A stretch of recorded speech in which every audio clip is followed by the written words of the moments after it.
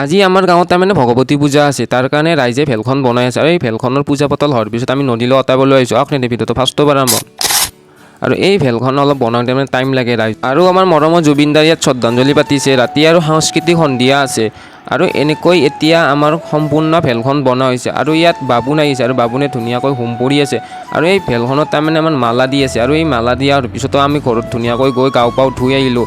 আৰু ইয়াত গোটেই গাঁৱৰ মানুহখিনি আহিছে, আহি তাৰমানে ময়ো ধুনীয়াকৈ ভগৱতী মাৰ ওচৰতে সেৱা কৰি ল'লোঁ। আৰু এই ৰং পেকেট যে দেখিছে মোৰ হাতত, আৰু এই পেকেট মানে ৰং হৈছে ফাকু।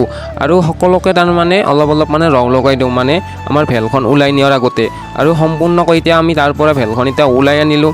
মানে আৰু এই ভেলখন আমি ক'ত অতাম জানানে আপোনালোকক? আমাৰ গাঁৱৰে তাৰমানে এটা নদী আছে, সেই নদীটোতে তাৰমানে অতাই দিম। আৰু এনেকৈ এতিয়া আহি পালোঁ আমাৰো নদীটোলৈ। নদীটোত ধুনীয়াকৈ এতিয়া নুমাই দিলোঁ আৰু ধুনীয়াকৈ ভেলখনতে সেৱা কৰি ভেলখন ভালদৰে অতাই দিলোঁ। আৰু অহাৰ সময়তে এনেকৈ নদীটোত অলপ সময় গা ধুই এতিয়া ঘৰলৈকে আহিলোঁ। দিয়ক তেন্তে আজিলৈ এৰিছোঁ, তো বাই বাই।